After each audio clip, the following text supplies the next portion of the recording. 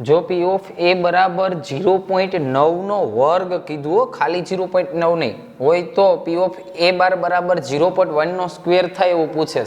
કાંઈ વાંધો નહીં, આપણે એટલી ખબર છે કે P of A plus P of A bar બરાબર 1 થાય.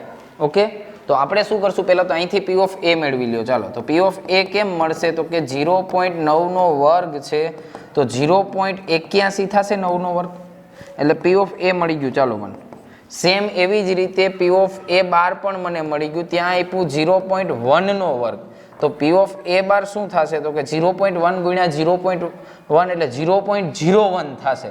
આપણે શું કરવાનું, તો કે પી ઓફ એ બાર જોઈએ, તો પી ઓફ એ વત્તા પી ઓફ એ બાર માં કિંમત મૂકો, બેન સરવાળો કરો ને 1 થઈ જાય તોય હાલે, અથવા એમ નથી કરવું તો પી ઓફ એ બાર બરાબર 1 માઇનસ પી ઓફ એ થાય.